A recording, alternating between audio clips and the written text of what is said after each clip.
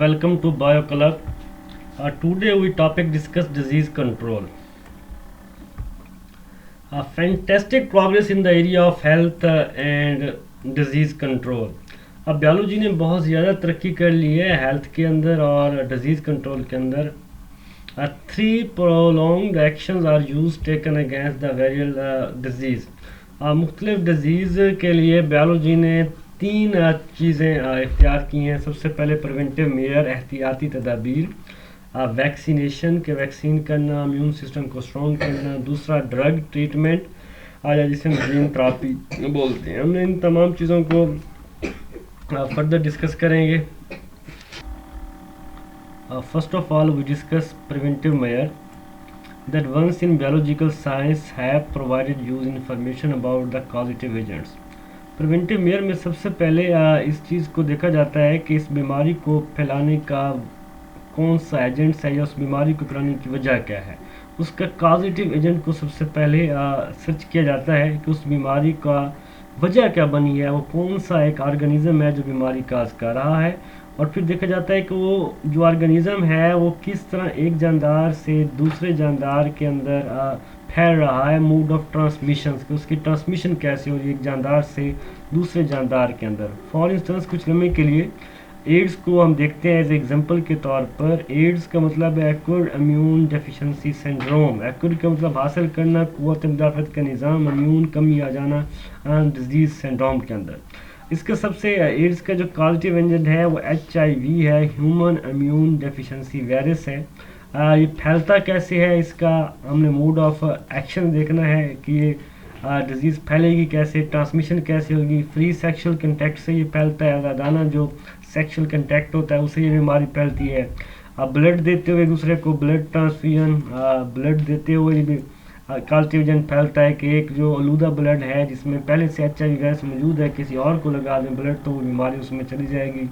अगर हम आलूदा स्विंज का इस्तेमाल करें, कंटेमिनेटेड स्विंज, बार बार स्विंज का इस्तेमाल किया जाए, ऐसे इंस्ट्रूमेंट या सर्जिकल इंस्ट्रूमेंट जिसे हमने स्टरलाइज ना किया हो, जरासीमों से पाक ना किया हो, तो वहाँ पर भी ये जो वायरस है मौजूद होता है और जानदार के उससे एक से दूसरे में मुंतकिल हो सकता है. Doctor advise us to take precautions. Doctor हमें नसीहत देते हैं कि हम इसके खिलाफ एहतियाती तदबीर इख्तियार करें. Do not contract the disease ताकि ये बीमारी ना फैल सके. Which is at present incurable, ताकि हम इसका इलाज कर सकें, इससे बच सकें. सिमिलरली हेपाटाइटिस बी जो है उसका कॉजेटिव एजेंट H वायरस है, हेपाटाइटिस वायरस है. ये भी ब्लड ट्रांसफ्यूजन से फैलता है, खून को एक दूसरे से चेंज करने से, यूजिंग कंटेमिनेटेड आलूदा स्विंज इस्तेमाल करने से, सर्जिकल इंस्ट्रूमेंट को इस्तेमाल करने से ये बीमारी फैलती है. In this case also doctor advise us to careful. इस केस के अंदर डॉक्टर हमें नसीहत करता है कि हम उसके लिए एहतियाती तदाबीर इख्तियार करें और avoid the point of contact. Next जो टॉपिक है उसका नाम है vaccination and immunization. Vaccination basically उन्हीं डिज़ीज़ कंट्रोल का दूसरा टॉपिक है जिसमें हम देखेंगे कि हमने बीमारी को कैसे कंट्रोल करना है. बहुत सारी बीमारी हैं जैसे पोलियो, वूपिंग कफ, काली खांसी, मेजल्स, मम्प्स वगैरह हम कंट्रोल कर रहे हैं वैक्सीनेशन करके, या हम उसे शॉर्ट्स मीन्स के वैक्सीन के कतरे वैक्सीन के ड्रॉप्स देकर. तो एडवर्ड जेनर एक फर्स्ट डेवलपर ने तकनीक डेवलप की वैक्सीनेशन की 1796 के अंदर. एडवर्ड जेनर ने किया क्या था कि उसने काउ पॉक्स से पीप या पस के सेल्स निकाले थे. काउ पॉक्स एक काउ के ऊपर पॉक्स निकल गया दाने जिसके ऊपर पस उसने निकाली. पस निकाल कर एक उसने छोटे बच्चे को दे दी. वो जो उसके अंदर जो है वो एंटीबॉडीज प्रोड्यूस होगी जो उसको पस के सेल्स को मारना शुरू कर दिया. तो उससे के अंदर इम्यून का सिस्टम बन गया. काउ पॉक्स पस इसे हम जानते हैं वैका. काउ पस का मतलब है वैका, इसे हम जानते हैं वैका कैसे जानते हैं, क्योंकि उसने जो पस निकाली थी वो काउ से निकाली थी और वहीं से उसने इसका इलाज डिस्कवर किया था, वैक्सीन डिस्कवर की थी. तो इस वजह से, क्योंकि ये लतीनी लफ्ज़ है और ये डिस्कवर हुआ है काउ से, तो जिससे हम वैका बोलते हैं, इस वजह से उसने इसे वैक्सीनेशन का नाम दिया. From this word evolve the present term vaccination, और आजकल हम उसे वैक्सीनेशन बोलते हैं या हम उसे वैक्सीन्स का नाम देते हैं. You will learn more about vaccination in chapter 6 के अंदर भी आप इसको डिस्कस करेंगे मजीद। सेंस इनाकुलेशन दाखिल करना या वैक्सीनेशन देना, carried out make the people, जैसे हम वैक्सीनेशन देते हैं, वैक्सीन देते हैं तो लोगों को पीपल इम्यून फ्रॉम वायरल, जो वायरस की वजह से कोई बीमारी होती है, बैक्टीरिया की वजह से कोई बीमारी होती है मुल्क, तो उसके खिलाफ लोगों में क़ुव्वत मुदाफ़त बढ़ जाती है। सिंपली इसके अंदर कि हमने कोई जरासीम जो है सिंपली बॉडी के अंदर इंटर्स कर देना है जो पहले से हाफ डैमेज हो, और जिससे क्या होगा, बॉडी उसके खिलाफ एंटीबॉडीज बनाती है ताकि उसे किल कर सके, और उस जानदार के अंदर क़ुव्वत मुदाफ़त बढ़ जाती है।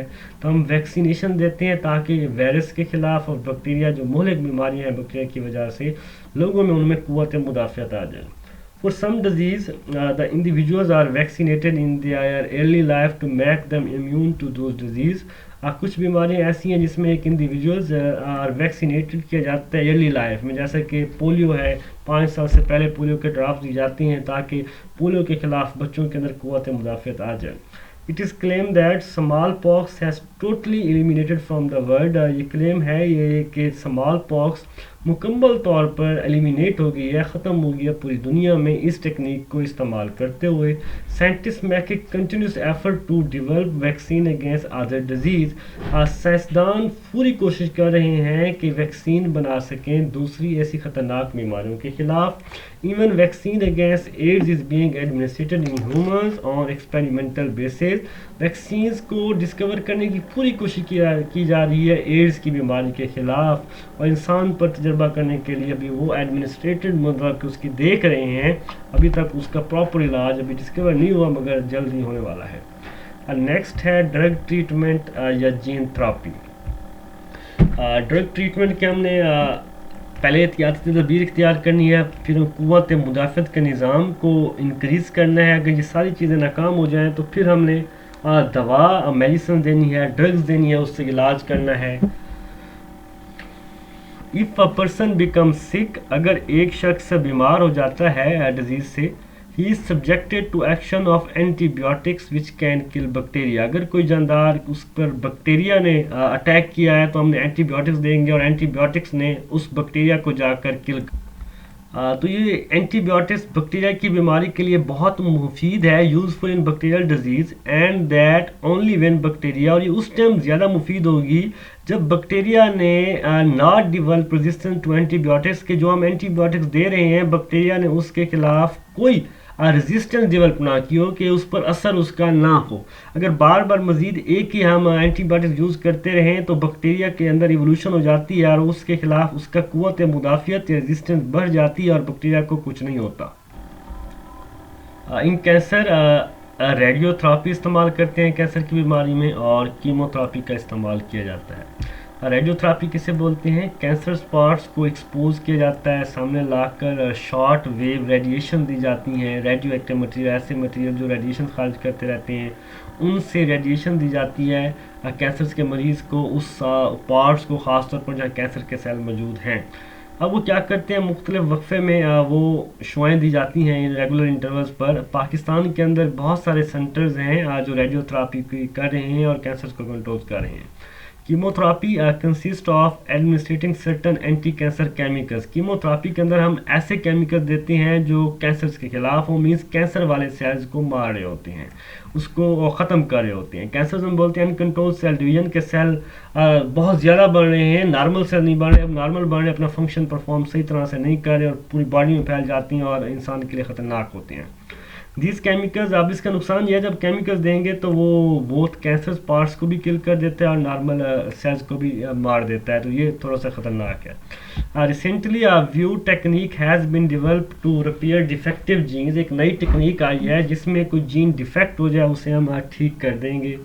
Consist of isolating the normal gene, हमने अलहदा कर देना है नॉर्मल जीन को, इंसर्ट कर देना होस्ट के अंदर, उसकी भून में और हड्डियों के गोदे के सेल्स के अंदर। This is called gene therapy के एक यहाँ डीएनए है, उसका डीएनए की जो जीन्स है जिसके पास ख़ास इंफॉर्मेशन है सेल्स को कंट्रोल करने की, माइटोसिस को तकसीम करने वाला जो जीन है वो ख़राब हो गया है। हमने नॉर्मल जीन निकाल के इसके अंदर उस मरीज़ के जो ये वाला जीन है हड्डियों के गुर्दे में, बोन मैरो में होता है, उसके अंदर ये वाला जो ठीक जीन है, नॉर्मल जीन को हम क्या करना है, इसके अंदर इंटर कर देना है नॉर्मल जीन को। जैसे नॉर्मल जीन हम इंसर्ट करेंगे तो उससे क्या होगा, वो जो जानदार के अंदर माइटोसिस है वो कंट्रोल हो जाएगी और सेल डिवाइड होना रुक जाएंगे। इस प्रोसेस को जीन थेरेपी कहते हैं।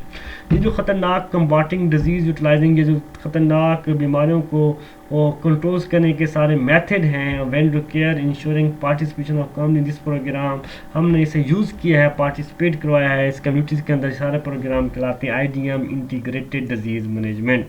केयर हमें ज़रूरत है अवेयरनेस दें पूरी कम्युनिटी को about the severity of the problem की, क्या प्रॉब्लम है, क्या उसकी वजह है, क्या उसका इलाज है, ताकि हम मुख्तलिफ बीमारियों को कंट्रोल कर सकें।